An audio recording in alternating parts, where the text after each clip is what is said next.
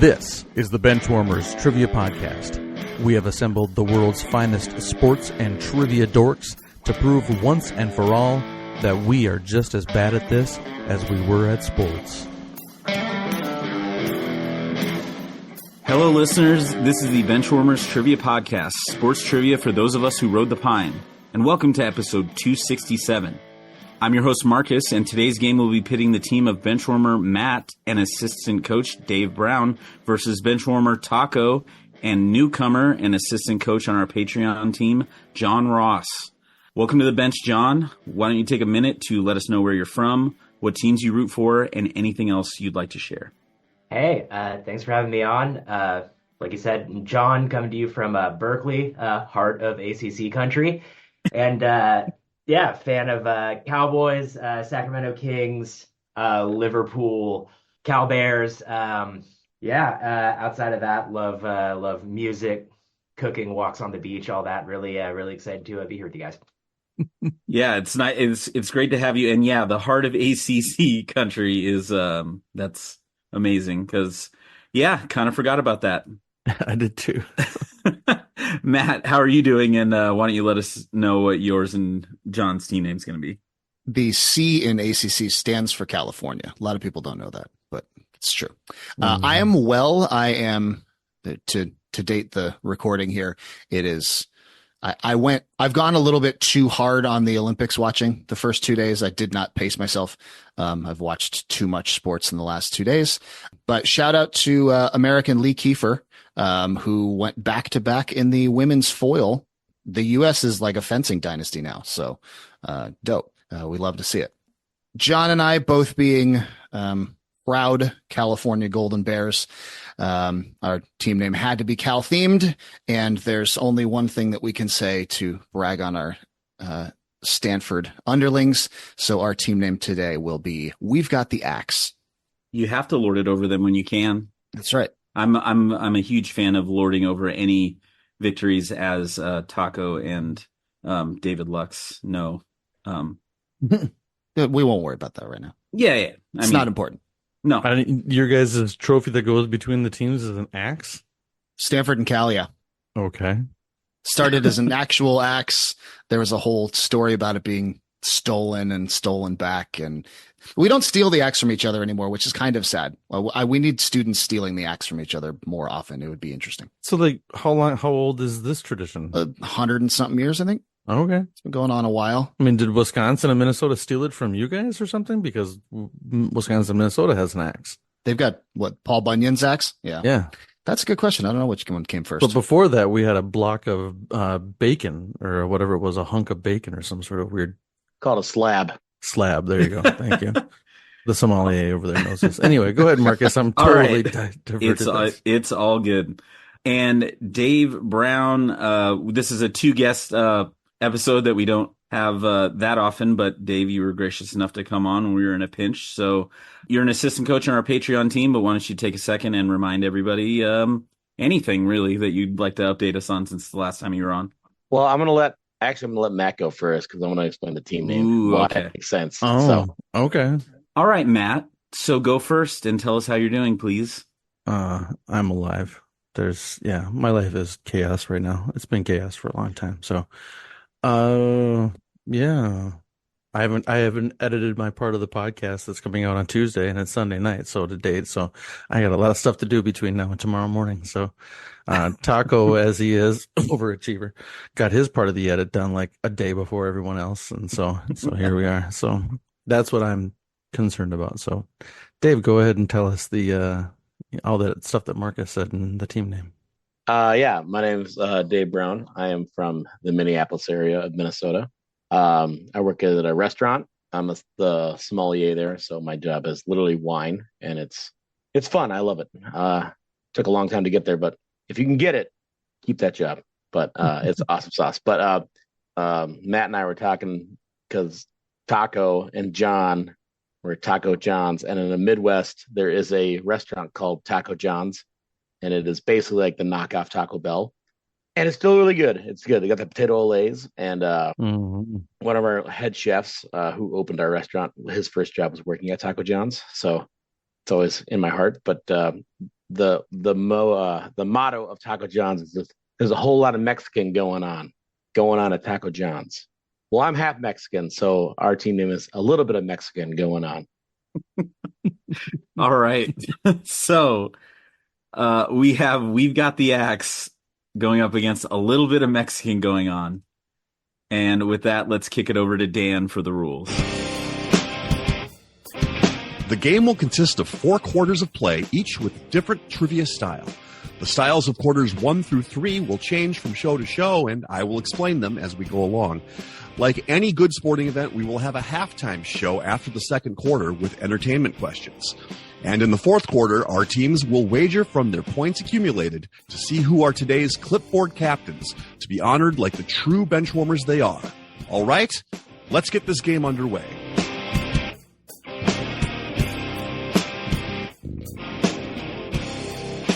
Today's first quarter will be sporting haikus.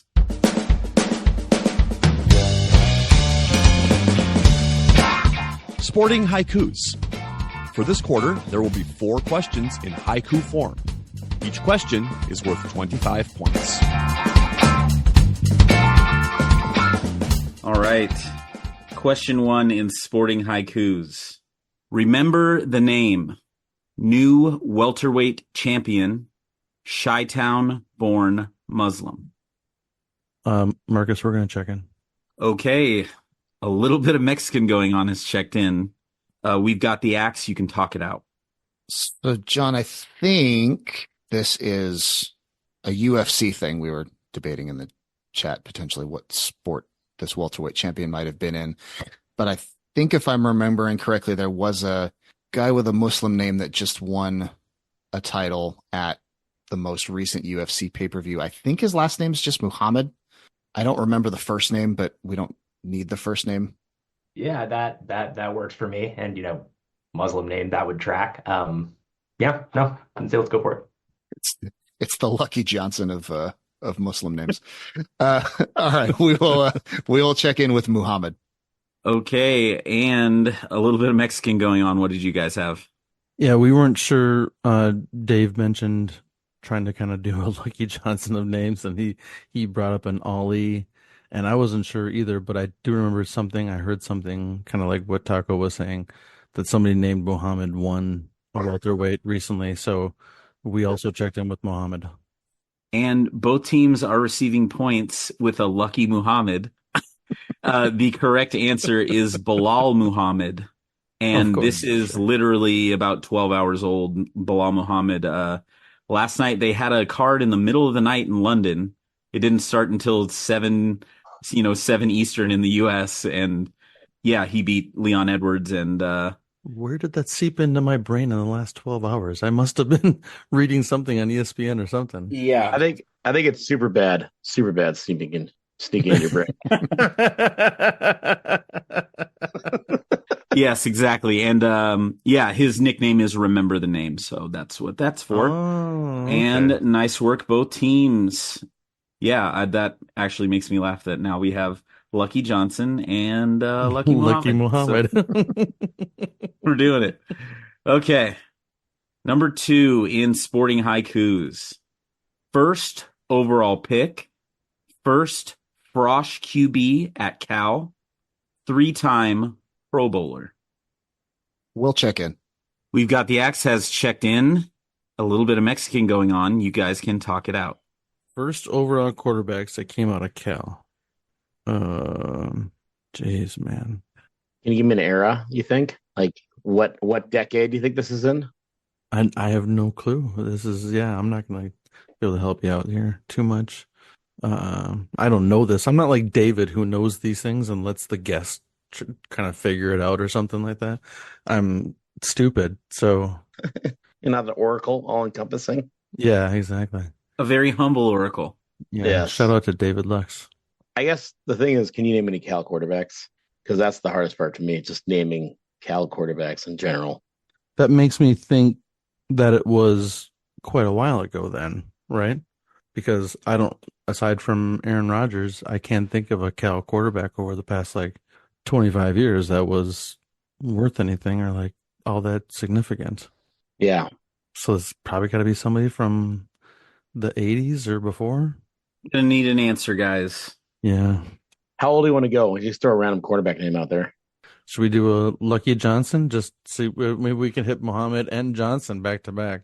Who had a three-time Pro Bowler? Like, you know what I'm saying? They only made it the Pro Bowl three times. So, like, means they Yeah. weren't amazing, but they were good enough. Boomer Esiason, those kind of guys. But how about Boomer? All right, we'll check in with Boomer Esiason. Okay, and we've got the axe. What did you guys come up with? Yep.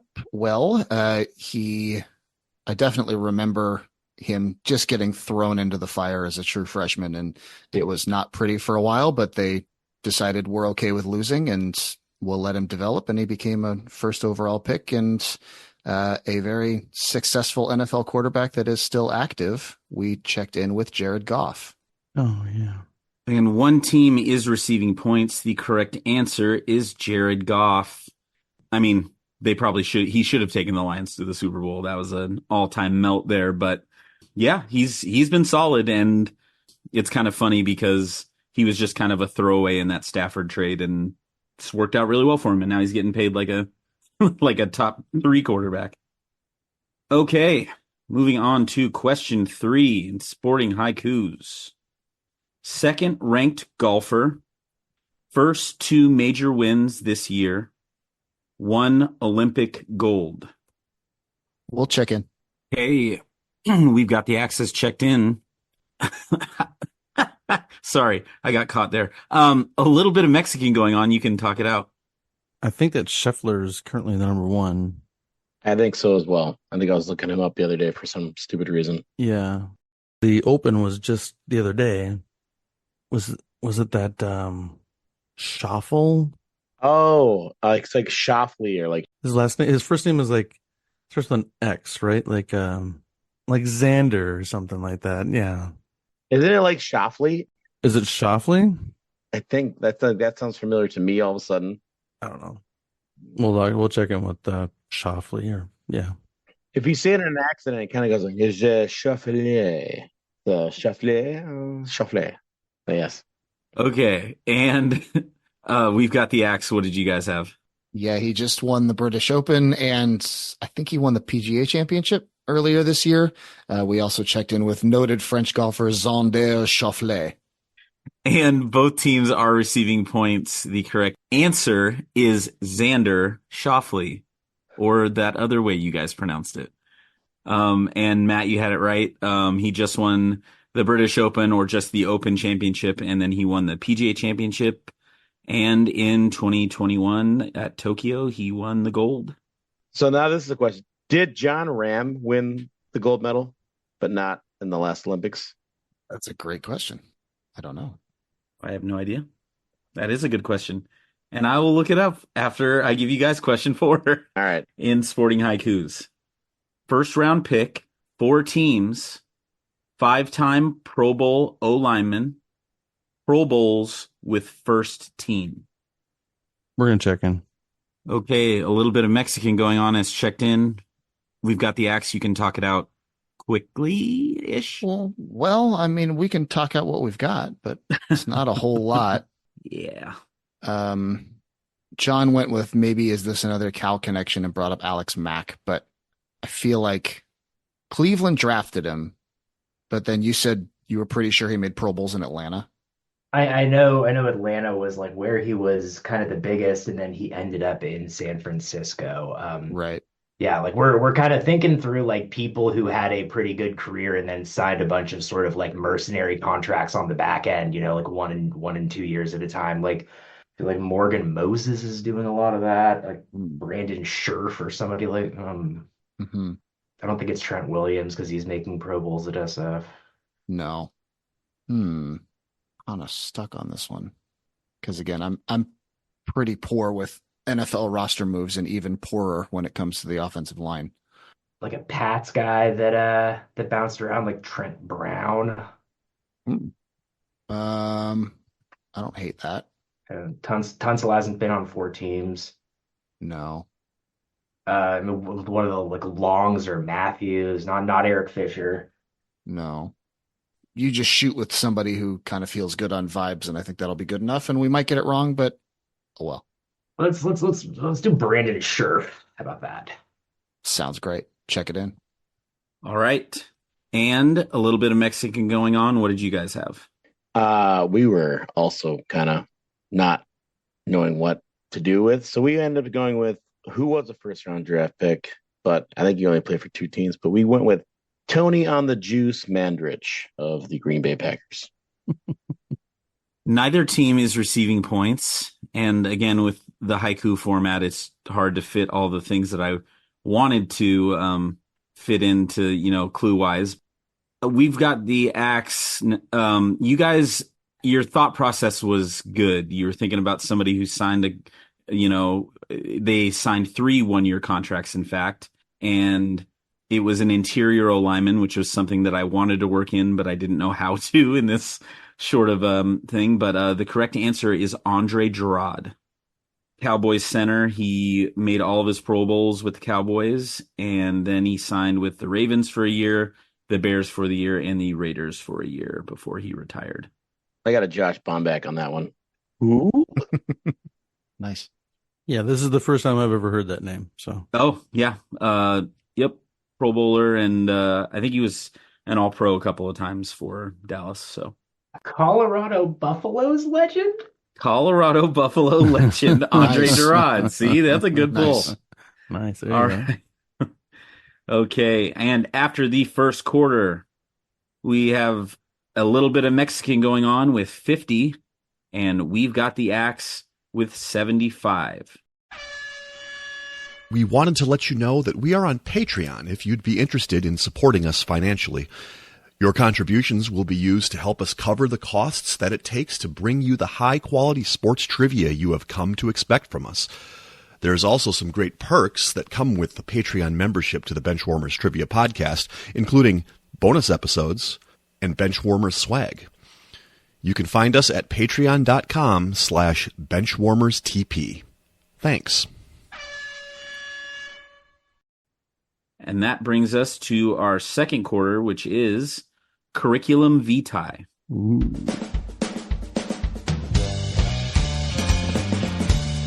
Curriculum Vitae. In this round, the host will list the teams and years for which a player spent time and may also give a few fun facts about each player. Each question is worth 20 points.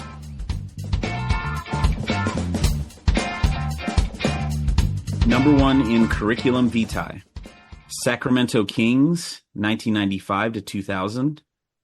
Toronto Raptors, 2000 to 2001. Detroit Pistons, 2001 to 2004. Philadelphia 76ers, 2004 to 2005. And Sacramento Kings, 2005 to 2007. One-time NBA champion, a Sixth Man of the Year award winner, and NCAA champion. Marcus, we're going to check in. Maybe? Yes? Yes, we're going to check in. A little bit of Mexican going on, has very confidently checked in. We've got the axe. You guys can talk it out. Okay. I think there's enough to get us here. We're thinking it's the NBA championship's got to be that '04 Pistons team. And then who would he won? If he won an NCAA championship, who were those NCAA champions in the 93, 94, 95? Is LA kind of 95-ish, like the Tyus Edney year? Is that around then? That might be like it might be 96 or something. I want to say it's 96. 95, I think, was Arkansas. Oh, I think the Kings drafted Corliss Williamson originally, and wasn't he on those Arkansas teams? Yes, that feels right. I don't know if he was. I don't remember him being on the. I mean, but I was also 5, so Sure. I don't hate that, and I could see him in a Pistons uniform. I can see him in a Sixers uniform. the Raptors kind of sounds like a thing, but I mean, it's also like if you told me any of 15 teams, he's got that Daniel Marshall thing where it's like, sure, anywhere. Yeah, I'm okay. I'm okay with it. On vibes, it feels right. Cool. We'll check in Corliss Williamson. Okay, and a little bit of Mexican going on. What did you guys have? Yeah, I think Marcus, you might be hitting into the one spot of the NBA stuff that I might know a little bit about, except for old-timey stuff. But in the late 90s, I worked for the Timberwolves for a couple of years, and I was kind of super into the NBA. So I do remember that the Kings had Corliss Williamson, and I couldn't remember where he went to college or what, but then I looked at the Pistons and I'm thinking, oh yeah, he was on that Pistons team that won. So yeah, we checked in with Corliss Williamson also. And both teams are receiving points. The correct answer is Big Nasty Corliss Williamson. Just one of my all-time favorite players, just purely off of aesthetic and the way he played. And I appreciated Corliss Williamson a lot. So great job, both teams. All right, let's move right along to question 2 in Curriculum Vitae. New York Yankees, 1992. California Angels, 1993 to 1996. San Francisco Giants, 1997 to 2005, Boston Red Sox, 2006, and 6-time Gold Glove winner. We'll check in, Marcus. We've got the access checked in. A little bit of Mexican going on. You guys can talk it out. I mean, I should know this from the Giants those years. I'm just looking at the Angels, Tony Danza or Matthew McConaughey or Adrian Brody. Is it any of those guys? Danny Glover, was he the manager during those times?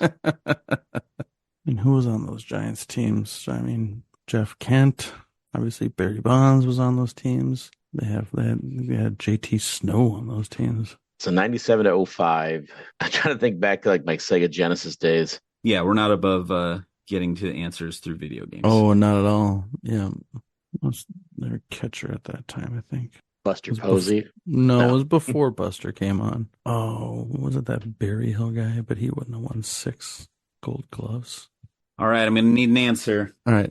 Should we go with Kent? I mean, at least you know that somebody was on the team, right? We're going to go with Jeff Kent. I know he didn't, but that he only played for the Angels and he didn't play for he played for the Dodgers. Let's not do that. Let's go with that catcher, Damon Berryhill. We'll go with that. Okay, and we've got the axe. What did you guys come up with? Matt, I'm really proud of you for just knowing the existence of Damon Berryhill. It's wrong, but I'm really proud of you for knowing the existence of it. You did say You said it. You said him. Truly elite defensive first baseman and a pleasure to watch. We checked in with JT Snow. Oh. One team is receiving points.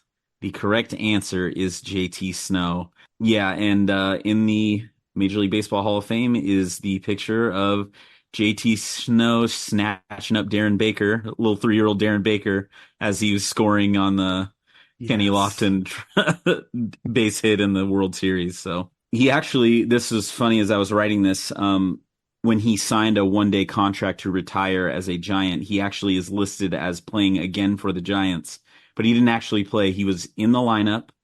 He didn't get paid, or he just didn't do the ceremonial thing. He actually was listed in the lineup and was suited up and ready to play, and then they pulled him out right before the game started. So that's kind of what Ichiro did too, right? Ichiro did a thing where he knew at the beginning of the next season of his last season they're playing in Japan, so he decided to retire in Japan. Yeah, they had that series, and yeah, he played his last official Major League game in Japan. And I watched it on my work computer at home, and I cried when that's so baller. I was doing fine, and then Felix came out of the dugout and was just bawling, and then I'm sitting there at work, just at my desk, like, ugh. Like, who's cutting onions? Stop. Yeah. Don't worry about me. I'm not crying. You're crying. A lot of dust. It's dust. Oh, gosh. Last time we dusted. Yeah. All right. Let's move on to question 3 in Curriculum Vitae. Cleveland Browns 2009 to 2015. Atlanta Falcons 2016 to 2020. San Francisco 49ers 2021. 3-time All-Pro, 7-time Pro Bowler, and 2-time Morris Trophy winner. Is that Andre Rison?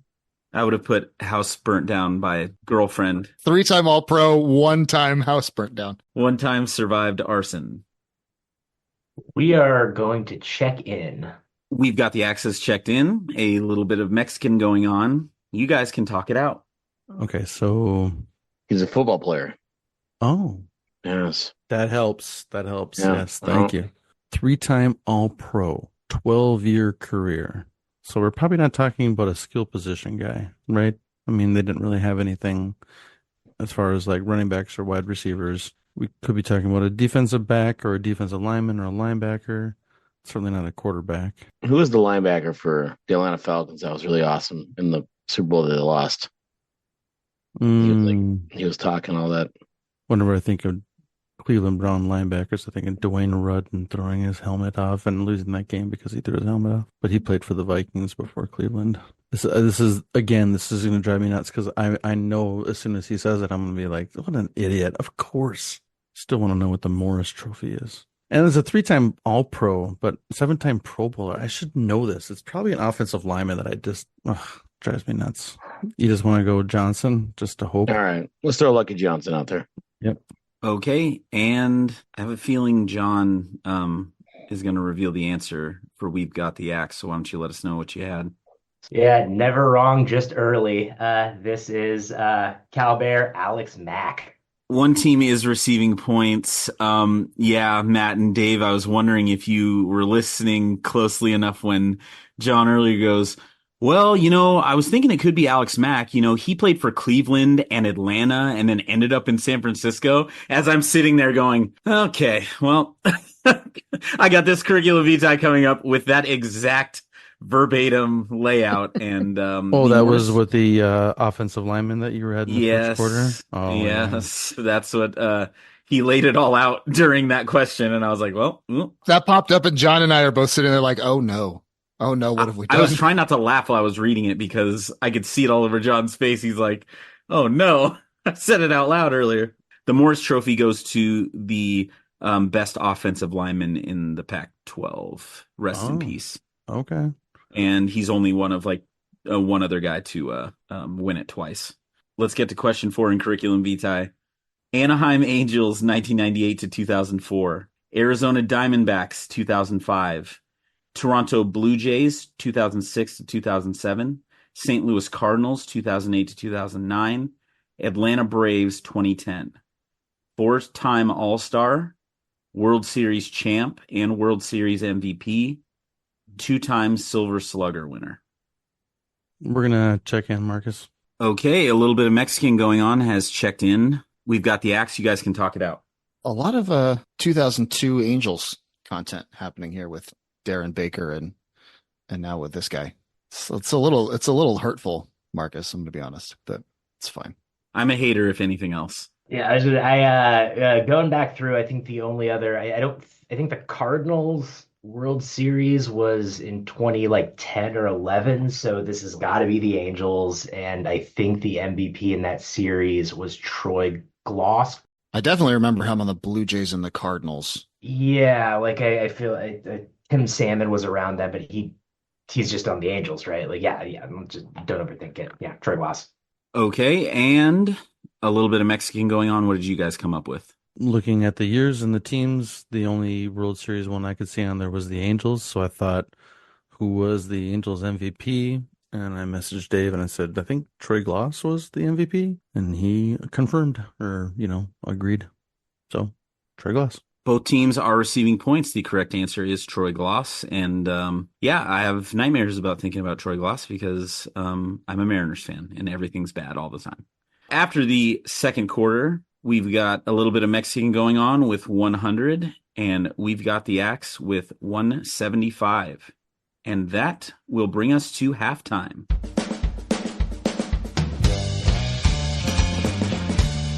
It is now time for the halftime show. There will be 3 entertainment questions. Each question is worth 25 points.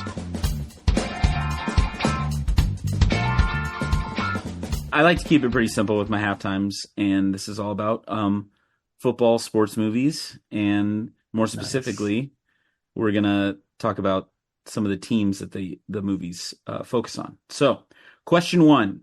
At the end of any given Sunday, Tony D'Amato, Al Pacino, takes over an expansion franchise and signs Willie Beeman to be his starting quarterback. What is the name of the team? All right, Marcus, we're going to check in.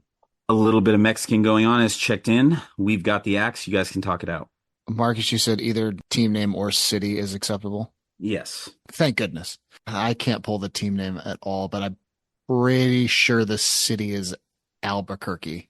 Yeah, like I sort of remember that there were blue jerseys in the movie, but that's about the extent of it. So definitely not enough to push back on the city. So let's go with that. All right, we'll check in with Albuquerque. Okay, and a little bit of Mexican going on. What did you guys have? Yeah, I think they might have been called the Aztecs, the Albuquerque Aztecs, but we just checked in with Albuquerque. And both teams are receiving points, and special high five points to Matt because the correct answer is the Albuquerque Aztecs, which is just ridiculous. Great job, both teams. Question 2 in halftime. What is the name of the football team focused on in the film Gridiron Gang? It is also the name of the youth detention center where the film is set. We will check in. A little bit of Mexican going on. It's checking in. We've got the axe. You guys can talk it out. Here are the things I know about Gridiron Gang. The Rock's in it, I think. End list. So we can either guess the name of a town that might have a youth detention center in it, or we can guess a mascot. What even could you do as a mascot that would like work but wouldn't be like horrifyingly offensive? Like the jailbirds or something, or like what would a prison team mascot even be? Yeah, what should we guess that won't get us canceled? I know Chino is a town in LA and it also has a prison that is referred to as Chino. I would go with that if we got nothing else. Let's do it. Let's check in with Chino. Okay, and a little bit of Mexican going on. What did you guys have? Well, Chino's awesome because yeah, they wore really short pants. Some chinos. No, we went with Spartans because hopefully there's a town called Spartan. Neither team is receiving points. Matt, you are correct. The Rock exhibit, and it's centered on the Kilpatrick Detention Center, which is apparently real. And they were the Kilpatrick Mustangs. And the final question in halftime. In the movie The Program, what is the name of the fictional school that the movie focuses on? And again, either the name of the university or the mascot will be acceptable. Marcus, we're going to check in. A little bit of Mexican going on has checked in. We got the axe. You guys can talk it out. Here are the things I know about the program. This is going to be Matt. Anytime he doesn't know, he's just going to go, I'll tell you all the things I do know that are not the answer. I think James Caan is in it. I think this is that one. However, that's all I know. Well, I can supplement that with end list. So great. Thank you. Yep. Good teamwork. Good. So let's make up a school. Ooh, I like this. If we were writing a sports movie, what fictional generic school name would we go with? I feel like directional, like a Western or a Central or it's got to end in state, I think, right? Everything's Blue Mountain State. It's got to end in state. So, Western South Dakota State School for the Blind. Ooh, love it. Yes. All right. We will check in with WSDSSB, Western South Dakota State School for the Blind. Okay. A little bit of Mexican going on. What did you guys have? I'm gonna let Matt tell the answer, but I didn't remember the answers, but I remember watching this movie on VHS. Like I remember the steroid dude just smashing his head through windows out in the parking lot. Seat at the starting table. Seat at the starting table. So, Dave and I both agreed that it's something State University because if I recall correctly, the entire point of the movie was to kind of be a like it was Florida State. And I think it was Eastern State University, but we didn't check in with that. And Marcus, I don't know how rigid you're going to be, but we checked in with the Wolves. But now that I think about it, they might be called the Timberwolves. I don't know if you're going to be hardcore about one or the other, but we checked in with the Wolves. I am a lenient and gracious host because you also explained that you thought it might be Timberwolves, and you're right. And Matt, you and John, you were there. You started going. You were there. You started going. It's direction, and it has to be state. They were the Eastern State University Timberwolves. Wow. So you guys were on the right track there. I was wondering if you were going to back your way into it, and that was going to be amazing. But were they a school for the blind, though? They were not a school for the blind. They were okay. a school for roids and They, they didn't invent the huddle. alcohol No, and that's the drunk death. driving. So the sequel is going to be that they've all gone blind from the steroids and the alcohol. Basically. Yes, Yeah. exactly. That's exactly what's going to happen. No, the program, the program 2, Program Reloaded, is just them in the death penalty, and it's just a lot of paperwork and Starring Timothy Chalamet for some reason. Timothy Chalamet as the quarterback. He has to be a really skinny guy because they've gone away from the roids. Oh my They can't gosh. roid anymore, so it's just Michael Cera and Timothy Chalamet playing. That guy cannot playing be in football. every movie, right? It's like every new movie that comes out has Timothy. He's going to Chalamet. try. He's going to try to be in every movie. I got it. Michael Cera is like the offensive coordinator. There you go. I want to Yes. hear Michael Cera talk ball. Oh, that would be the best. When Timothy Chalamet and Anna Taylor-Joy are in the same movie together, that's like the nexus of Oh, like yeah. everybody's in the same they're like every damn movie I've seen. That's like, when we know that the Matrix is real. yes. So after halftime, we have a score of a little bit Mexican going on with 150, and we've got the Axe with 200. And now it is time for the third quarter, which is 5-on-3.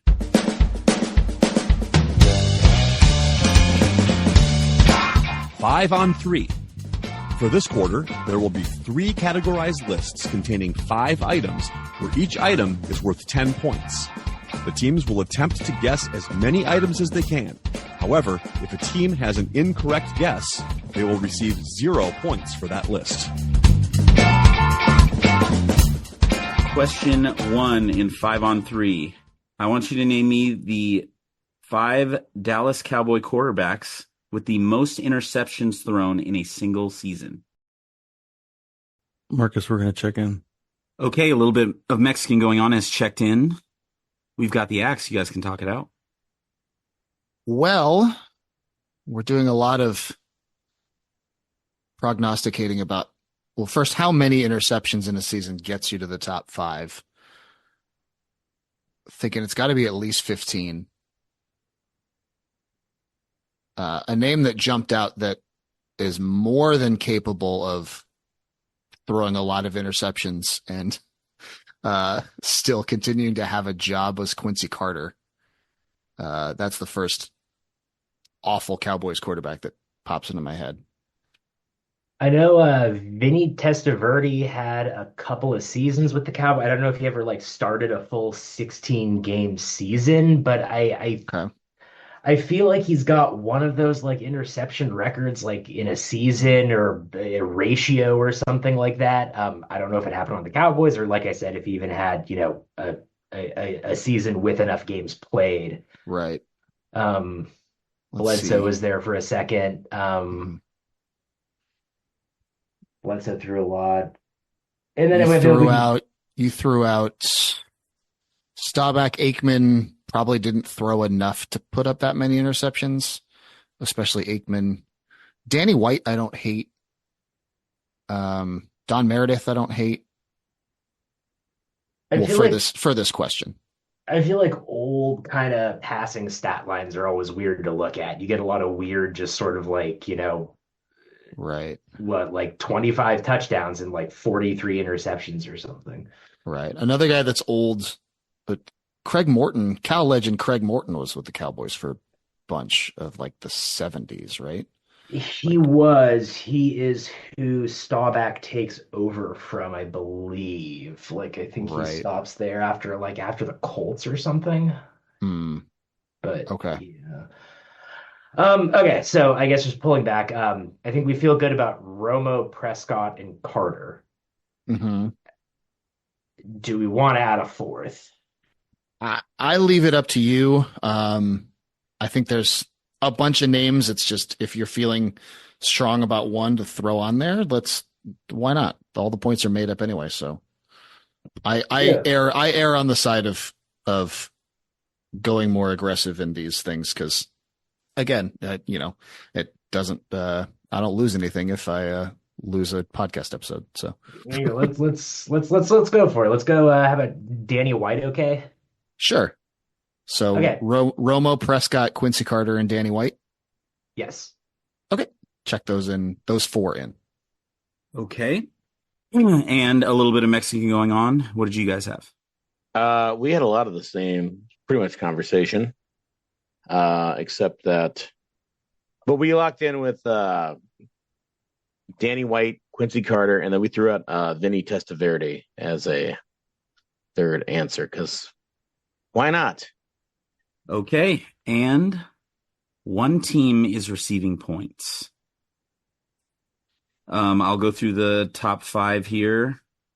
Danny White has had a season with 25 and a season with 23, but that's neither here nor there.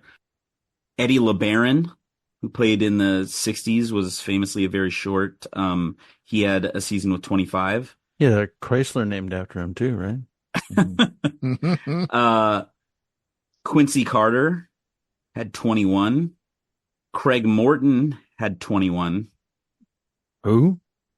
California Craig Golden Morton. Bears legend, Craig Morton. Okay. And Vinny Testaverde had a season of 20. Wow. So a little bit of Mexican going on. He's getting 30 points there. So on the rest of this list, you have the next guy in line was Tony Romo, had 2 seasons of 19, along with Steve Pelluer. Aikman had 2 18 interception seasons. Don Meredith had an 18. Bledsoe had a 17. Dak Prescott's highest interception season was 15. Wow. Yeah, that's what when that first came up earlier, I was typing to Dave. I said, there's not a lot of interceptions thrown these days. Not as many as there were back in the day. I mean, the interceptions back in the 80s and 90s were like, they didn't care. So yeah, when Taco, when you were like, I think 15 will get you there. In my head, I'm just going 20 is the number. 20 was number 5 is crazy. Do you have what Dalton did? Dalton? Yeah. Like from Roadhouse? Yeah. Eh. As long as I get my throat rips in, we're all good. Dalton. I think he played like 5 games for them when Prescott snapped his ankle or something like that. Like I think that was like before he came Andy in on Dalton. the Bears. Andy Dalton threw 8 in 2020. Yeah, when he broke his ankle. Ugh. Yeah, I talked to Eric Eid, and Eric Eid convinced me that Dak Prescott throws 65 interceptions. I was gonna say it's a lot of the Erics talking about him like he's like a bum, and he's really not. He's just these guys not good when it matters, I guess, which is different. Yeah, talk to a team who has talk to the Chicago Bears or the Cleveland Browns. Come on, Dak Prescott's not that bad. Rex Grossman got to the playoffs or the Super Bowl. Sexy Rexy. Trent Dilfer won one. Yeah, he did. And now he's coaching UAB. Good for him. All right. Let's move on to question 2 and 5 on 3. I want you to name the Sacramento Kings all-time leaders in 3-point field goals made. Matt, I'm not going to lie. You can lock him whatever you want. Okay. I got that guy. That's all I got. Then I'm going to add that one to it. Cool. So, Marcus, you got any motorsports questions coming up on a 5 on 3 or anything like that? That's kind of like, or snooker or something like that. You know me, big snooker head. I know. I'm a sneaker head and a snooker head. Very rare combo. Yeah. Like I said, I listen to this podcast because it helps me learn all these things that I should know. Marcus, we're going to check in. A little bit of Mexican going on has checked in. We've got the axe. You guys can talk it out. I think we're pretty close. Feeling really solid about Buddy Hield and Peja Stojakovic. And then there's kind of a next tier down. I like Mitch Richmond. He was there for a good chunk of years and shot a lot. If he was playing today, he'd be averaging like 5 threes a game. And so if we have those 3 on there, then we're kind of deliberating between De'Aaron Fox, Mike Bibby, and Harrison Barnes. Are there any of? Hito Turkoglu was in there for a little bit, but Hmm. I think he was much more of a rotational piece. Like I don't think he would yeah, I Yeah, don't think he would I be a don't think he's going to be up there over any of kind of those last three. In terms of Fox, Bibby, Barnes, do you have? I think I might be inclined to throw De'Aaron Fox on there just because he's is such a scorer and he's in the right era for it. I would as well. Partially just I know that he's kind of getting up there on the same thing with Mitch Richmond, honestly. Like if you're up there in the like top 10, top five for scoring for the franchise, like in your regard, math just dictates it's going to be some amount of shots, Sure, sure, So sure. yeah. Yeah, that I so what you think Healed, Peja, Mitch, and De'Aaron Fox? Yeah, I think I like that. Bibby and Barnes just kind of, I don't know. I feel less certain about them. Yeah, I So, would I would like Barnes better than Bibby even. Like I think Bibby was never like a shooter like that. Like he wasn't bad, but he wasn't. right. Yeah, I think those four Buddy Hield, Peja Stojakovic, Mitch Richmond, De'Aaron Fox would be my choice. Okay, let's go with that. We'll check in those four. Sorry, say that for again. We are checking in with Buddy Hield, Peja Stojakovic, Mitch Richmond, and De'Aaron Fox. Okay. And a little Mexican going on. What did you guys have? Three that we checked in with are Peja, Mitch Richmond, and Bibby. Both teams are receiving points.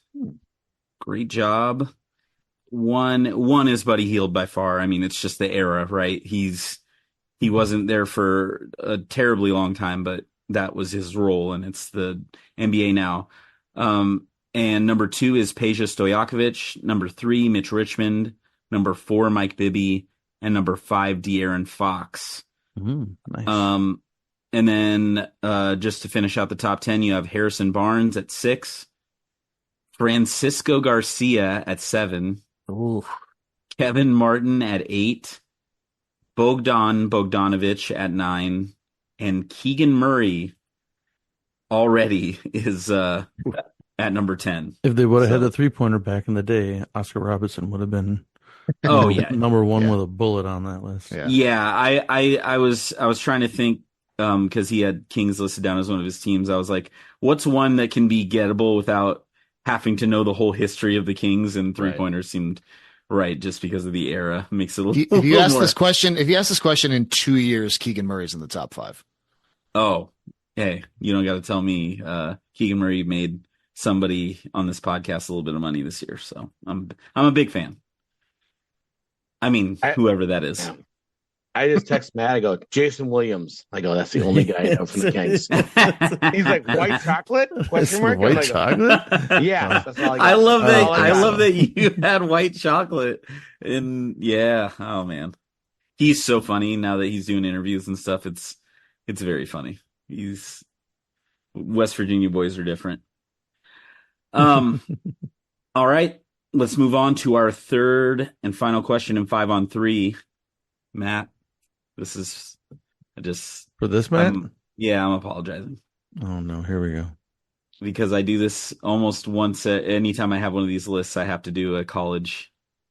And I had a specific college. So anyways, I want you to name Cal football's all-time leading receivers by total receiving yards in a career. Can you give us a chance and how about you just like cobble together like 25 Cal wide receivers and just send me the list and I'll just pick. I'll pick That would five. be- All that would be five kind of of them, fun. and then we'll That would see be if I kind of even fun. get close. I It just gotta just- say this right now, Taco and John, and this I added the third quarter, so I'm just gonna take this out. How the do you guys only have 240 points? You guys, this game is like written for you guys. Because we haven't watched movies. That's a bullshit. Yeah. We left 50 points on the table not watching football movies. Gridiron game. Yeah. And I guess we don't believe in Dak Prescott enough. I'm going to confirm what Matt just said there. I can't even name one single Cal receiver in the Yeah. sense of. How about this? I bet you can. I bet you. I'd be willing to bet. No, you what you're failing to understand, Marcus, is that we would know the wide receivers if you told us the names of the list, but we can't think of one. That's the problem. We're going to check in with 15 answers. Oh I was trying to will it right into your forehead. I'm looking directly into your beautiful bald forehead, and I'm looking, and I'm just trying to send it to you. No, we are going to check in. Is that okay, Dave? That Dave, the one that I sent you? I'm sorry. Yeah. Hey, Dude, Dave, check it in, bro. The 5 that I sent you, is that we're good with all 5 of those? Yes, all 5 of those are perfect. Marcus, we're going to check in for 100 points, 69 points. Okay. So a little bit of Mexican going on has checked in with 100 and also 69 points, and with all 5. We've got the axe. You guys can talk it out. Okay. So here's what we got. I'm pretty positive Jeff MacArthur's at the top of this list. He was there with Aaron Rodgers in like 03, 04, somewhere in there. Keenan Allen's got to be up there. Deshaun's got to be up there. John, you came in with Bryce Treggs, which is a great poll, and I totally agree. Yeah, I have a recollection of him from the Sonny Dykes era when we were like, winning a bunch of like 55 to 52 games, and whoa, him easy playing... with the words there and the language. You're gonna get canceled. Stop. Yeah, he was Jared Goff's go-to, and they put up a ton of stats. Yeah, and I remember he went to the Eagles, which I'm sorry for him, but that I feel good about that one. I think he's one of those guys who is like college big, but not. I'd feel good with that. No, that's a good poll. You brought up Marvin Jones, who I don't think is top 5, but I do just need to put on the record that I beat him in beer pong once. It's very important. Let's see. And then, so there are 2 guys in the 90s that I know were pretty prolific because I grew up with them. Damian Douglas is one, and I think Bobby Shaw is the other one. I don't have any sort of confidence on where they fit in the pecking order with. I beat Matt Castle in the beer chug race once. So yeah. Nice. So yeah, I like Allen, Treggs, Jackson, and I'm almost positive Jeff MacArthur is number 1. The name sounds familiar. I defer to you, trust your judgment there. But yeah, the Allen, Jackson, and Treggs, I feel better about. Yeah. Okay, so we'll check in with 4. We'll go Keenan Allen, Bryce Treggs, Deshaun Jackson, Jeff MacArthur. Okay, and for 169 points and all 5, Matt Doherty, a little bit of Mexican going on. What did you guys check in with? The only Cal Bear receiver I could think of in the that is Deshaun Jackson. So you should have said we did all the same. Yes. Oh, yes. All of the same answers. We had the exact same conversation. My extensive Cal Bear knowledge. So big Bryce Treggs guy. Yeah, of course. Sure. Okay, so both teams are receiving points. So from top to bottom, Jeff MacArthur, 3,188 yards. Keenan Allen was number 3 with 2,570. Bryce Treggs, 2,506 yards. And Deshaun Jackson at 2,423 yards. And Matt, I believe you said it, number 2, 2,692 yards, Bobby Shaw. Oh, okay. If it was between Bobby Shaw and Damian Douglas, I probably would have gone Damian Douglas. So I'm glad we didn't throw it off. And number 6, Damian Douglas. Oh, see. And number 7, Marvin Jones. And number 8, Brian Treggs. Yeah, Bryce's dad. Yes. Yeah. And at number 12, Washington Husky legend Jeremiah Hunter. So after the third quarter, we have a score of a little bit of Mexican going on with 220 points, and we've got the Axe with 280. And that brings us to the fourth quarter.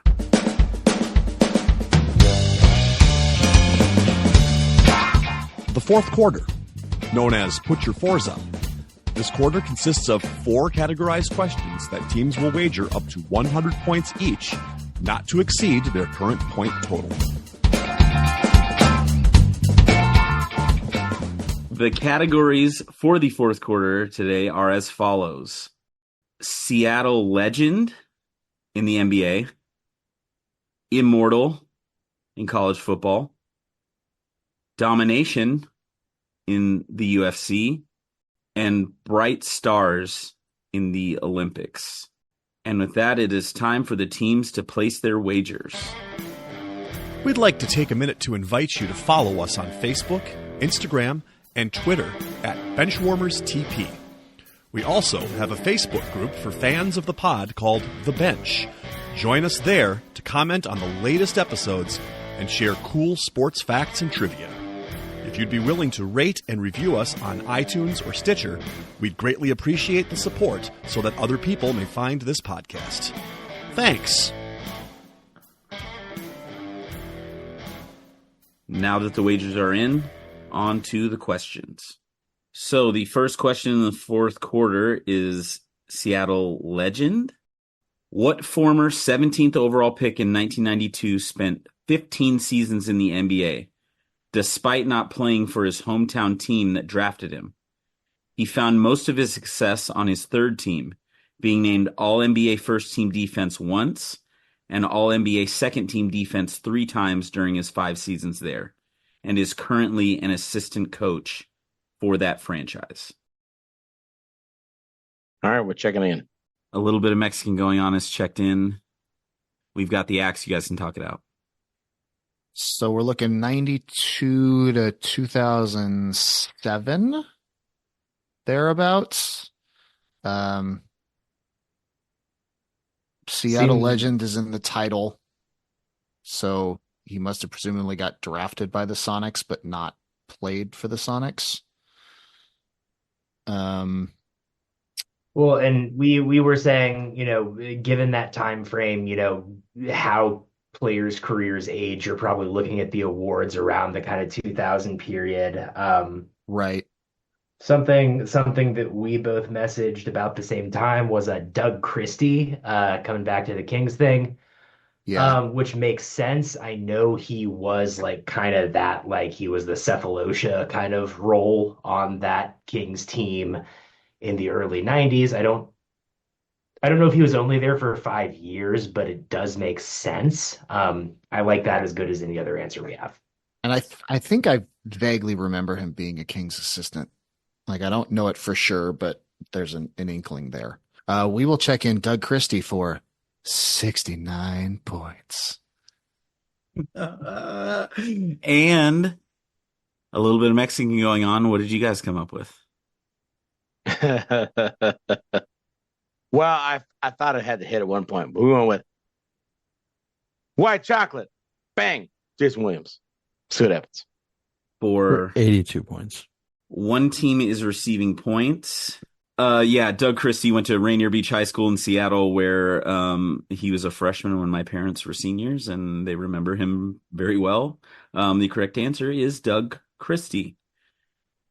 So, yeah, my mom likes to tell me that she used to whoop up on Doug Christie when he was like a 5'9" freshman, and she was a senior. And then he, ended up being 6'8" and an All-NBA player. So we're just going to go right on ahead to the second question in the fourth quarter, and the category is immortal. What former Cal Golden Bear has the only retired jersey number in the football team's history? He was named an All-American in 1976, despite being diagnosed with terminal melanoma halfway through the season. He continued to play in both the Hula Bowl and the Japan Bowl, and passed away 3 months later at just 21 years old. We'll check in. A little bit of Mexican going on has checked in. We've got the axe. You guys can talk it out. I want to apologize to John. I did the thing that we've lambasted David Lux for. I knew the answer right away, but I just kind of sat there and wanted to give you a chance to think about it. I have one of these jerseys in my closet, so that kind of helped a little bit there. This is the number 12 of Joe Roth. So we checked in with Joe Roth for 69 points. Okay, and a little bit of Mexican going on. What did you guys come up with? We checked in with the old classic of Brian Piccolo from Brian's song, James Gunn. For I don't know how many points. 69 points, yeah. 69, baby. Raining 69s. Mm-hmm. all right, both. One team is receiving points. The correct answer, which I had to add this question in because it is also the name of my best friend who used to live with me and was over at my house last night watching the fights. The correct answer is Joe Roth. Yeah, I had no idea about this, and I weird enough, I found this out like a month ago that there was a Joe Roth that played for Cal, and then when I saw the story that he played the season, he had a terminal melanoma and he knew it and just kept playing and was an All-American. He was a preseason Heisman favorite coming into that season, and 3 months later they were gonna like amputate limbs, and he said, "No, I don't want to be amputated on or do anything like that." He goes, "Just take me back to my dorm," and he passed away in his dorm with his friends. And then pretty sad, but pretty cool that he even played in bowl games like that. So all right, and and Cal gives the Joe Roth Award to the most inspirational player every year. So, and they do a Joe Roth game. They designate one game as the Joe Roth game every year, and usually where they're throwbacks from that era. It was the USC game every year for a while, but now Gotcha. that's no more because ACC champions, 2024 ACC champions. We're starting it now. all We're coming right. for that ass, Clemson. That's right. Wow, you heard it here first. Clemson, we're coming for that ass, says John Ross. All right. Get up. Coming for that ass, Clemson. Oh, man. All right, let's move on to question 3 in the fourth quarter. Category is domination. What UFC fighter is a 2-division champion despite just 13 professional fights so far? He's the current light heavyweight champion, and his nickname Powhatan means stone hands, which is fitting as 9 of his 11 wins have come by knockout. We shall check in with an answer. A little bit of Mexican going on is checked in with an answer. We've got the axe. You guys can talk it out. I mean, good for you for checking in with an answer because I don't know if we have one. We did say in the wagering phase of things like, oh, well, I hope it's not current UFC because we're way less up on that than we are on slightly historical UFC. I don't know. John, any thoughts, guesses? None of this is ringing any bells to me, frankly.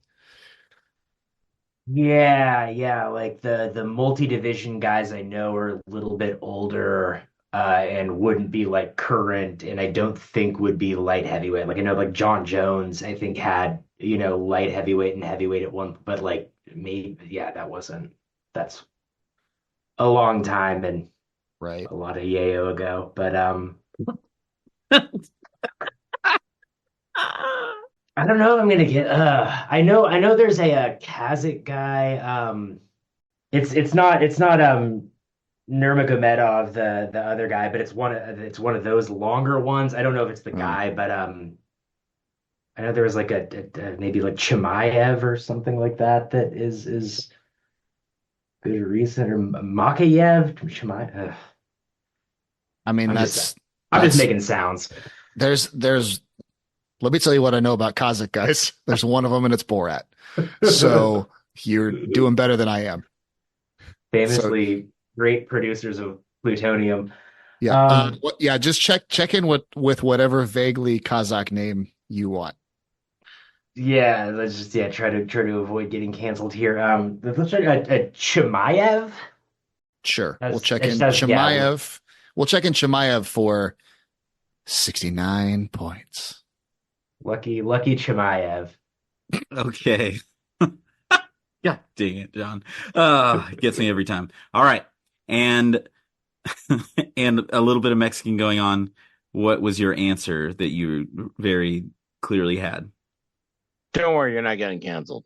No one's listening at this point. I'm kidding. This is a great podcast. I love it to death.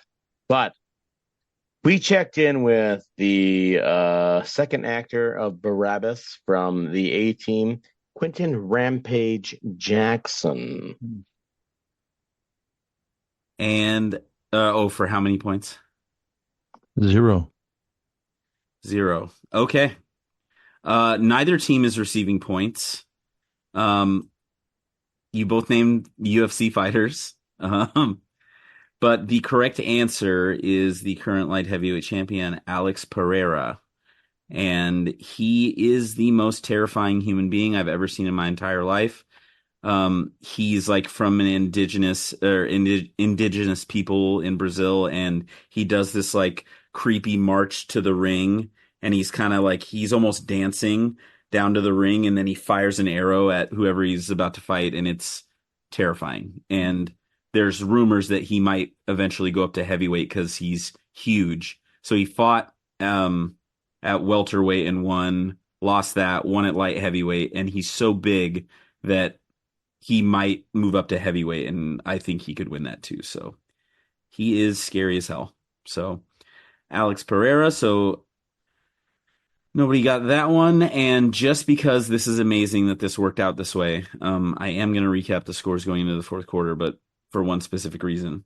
In the lead right now, going to the last question with 349 points is We've Got the Axe.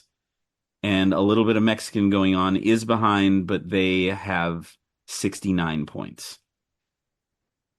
Nice. When I looked at that, I was like, oh my gosh, that's amazing.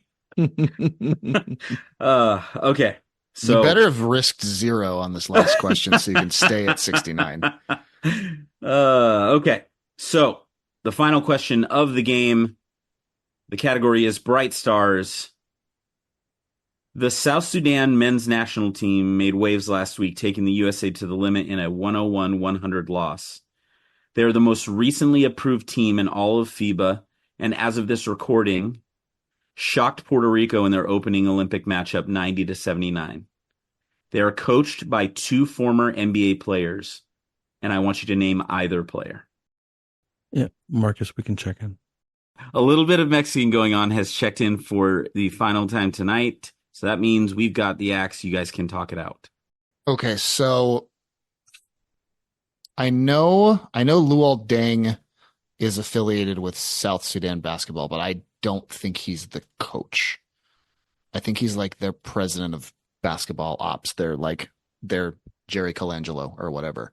And I'm trying to remember who the coach is, and it's not coming to me. I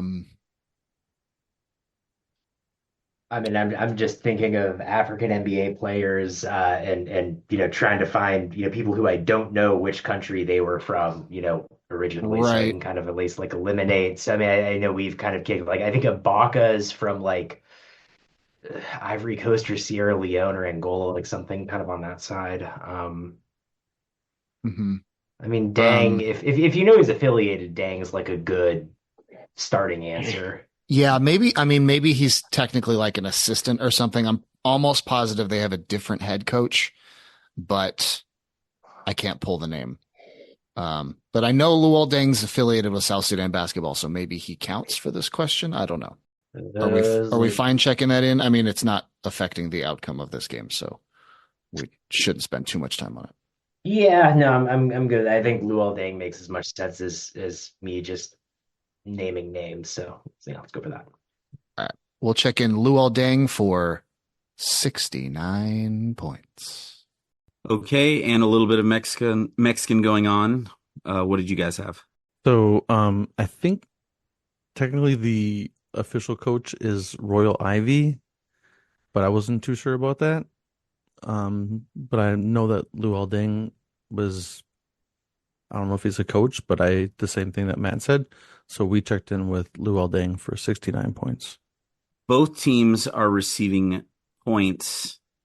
Yeah, it's a little interesting. The reason I said either is because Luol Deng was listed as their coach until 2021, and then in 2023 also, but then Royal Ivy, it says, is also the head coach from 2021 until now. So I wasn't really sure how that worked, and I know Luol Deng is an assistant at the very least, so I was willing to accept both. So Luol Deng is correct.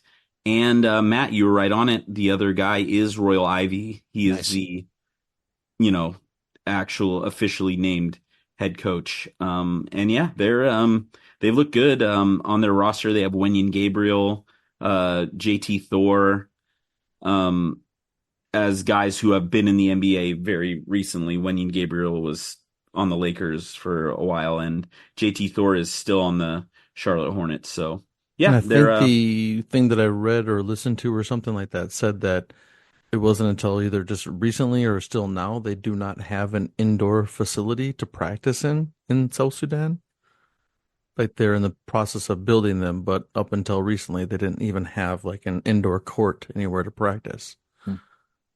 Yeah, Crazy. it's pretty crazy. Yeah, they're the ultimate underdog, and I think they opened a lot of eyes when they nearly, I mean, probably should have won that game against the US in the exhibition Hmm. round, but yeah, good for them. Today they beat Puerto Rico, so that's pretty exciting for them. And with that, the game has come to an end, and here are the final scores because I've been keeping up with the spreadsheet very diligently. Finishing with 138 points is a little bit of Mexican going on. And our clipboard captains of the game who are receiving the coveted Joe Ayub Award with 400, with 418 points is We've Got the Axe. Woohoo! Woo! Well done. Well done Um, indeed. Fun Joe Abe fact before we get out of here. oh, He is, I know. This is where we're at. He at least I don't know if it's still accurate, but at one point he set the world record as the thrower of the longest paper airplane toss. when I wanted to figure out how to say his name properly, I went onto YouTube and I was like, I just want to hear Keith Jackson say his name or whatever in a clip.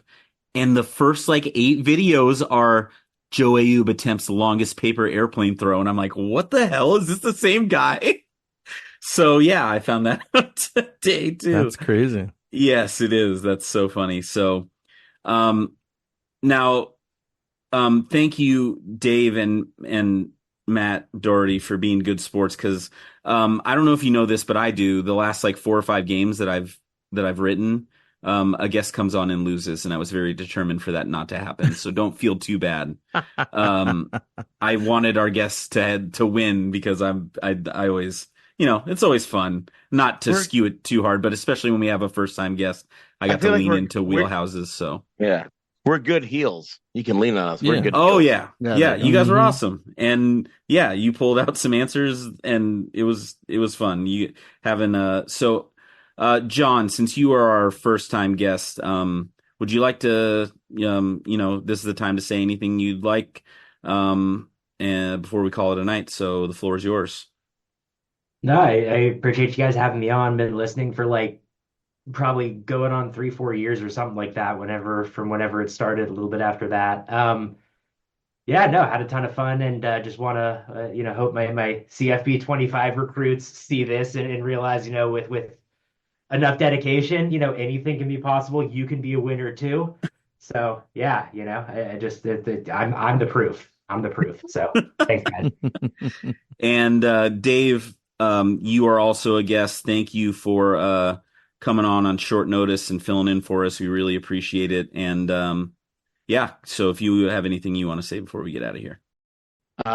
Thanks so much for having me on. I love this podcast. I'm never the best contestant on it because I listen to this podcast to learn more about sports. But I love every personality that is part of the Benchwarmers because you guys are all amazing together, the 7 of you. And thank you so much for keeping it going on and doing everything you guys do. And if you ever come to Minneapolis, hit me up. I'll give you a free wine flight if you come to my restaurant. So Ooh. I might be there Yes. over Labor Day weekend, so I might hit you up. I might be there Ooh. Yeah. tomorrow. Yeah. What? Hmm. Really? Hey, I just go to on, get wine. Now that I know there's free wine, I was like, we're going on. I'm not working next week. I can fly to Minneapolis whenever I want. Let's see. Yeah.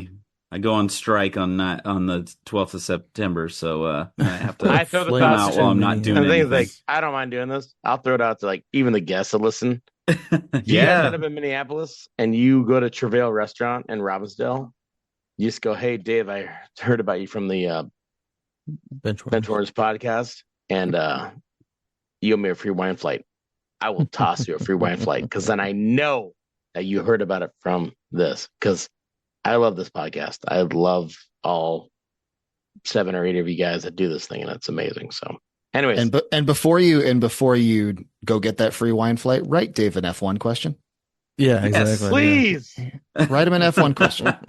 That's on the Look, docket. I've written Josh it down. Bomback did it once, Yeah. and I wasn't on that game. I'm like, I can name every F1 champion between now and 1991, if not back to the 80s. So it's like, Nice. Nice. and I'm like, because I love F1. So Hey, let's hey, That's maybe not that- maybe I'll in the go- future we'll do Yeah. a Patreon special and we'll borrow the game of death from our triviality friends and we'll let you run a Yeah. gauntlet or Go something off like on that. F1 stuff. There yeah. you go. Triviality There's is my other favorite podcast. Yes, Nice. exactly. I love Yeah. it to death. We love those guys. All Yeah, I right. think that Love was you that was guys. how I I'll found get this. out of I here. think originally, I think one of y'all That's went how I on found there this on as well. triviality, and yeah, Well, that's how we got our start. Is that I went to Neil and asked him if I would be okay if I advertised on the crop for people to do a sports trivia podcast, and that's how I found everyone. And then later on, people like Marcus and Taco and other folks joined our crew. So Yeah. All Anyways, right. I thank you guys so much. I'll get you out of here. All right. On behalf of myself, Matt, Taco, Dave, and John, we'd like to say thank you for listening to the Benchwarmers Trivia Podcast. And until next time, we'll keep the bench warm. That ball hit high and deep. Stretch! Get on back there. They look up. You can put it on the board. Yes! Into deep left center for Mitchell. And we'll see you tomorrow night. that great music you're listening to is by Justin Nozick. Thanks to him for producing that music for us. You've been listening to the Benchwarmers Trivia Podcast. Make sure to check us out on all of our social media. We are at Benchwarmers TP.